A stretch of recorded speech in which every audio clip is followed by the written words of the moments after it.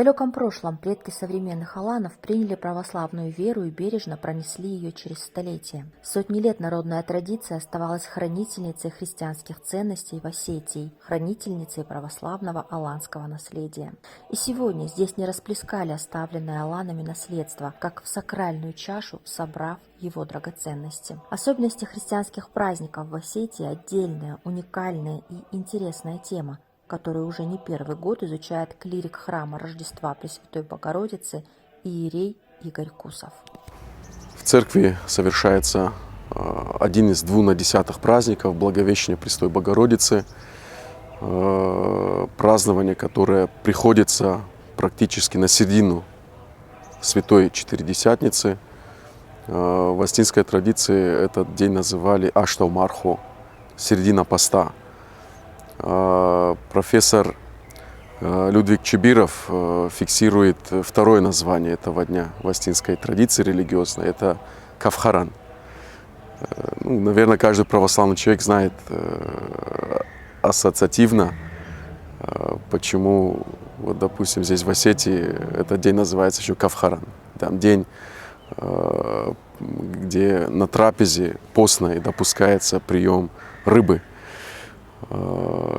Это день праздника великого, в который христианам, которые держат пост, дается такое послабление ради праздника в виде вкушения рыбы.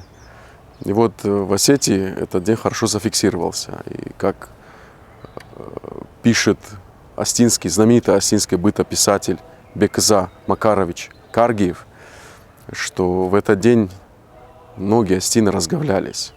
То есть так, для нас это может быть удивительно слышать, но он говорит, что из-за тяжелых трудов многие нарушали этот пост.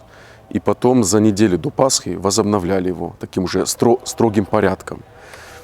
И аргументация там была простая. Они говорили, что «Набон комал макарзнал уважал кушбира каннау».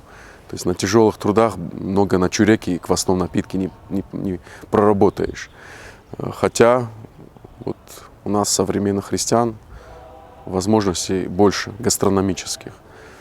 А в горных условиях держать Великий пост 7 недель, я думаю, что это непростая задача. Тем более для людей, которые очень много работают на земле со скотиной. Это я даже сейчас не представлю, как они распределяли силы и вот эти моменты, которые связаны с принятием пищи.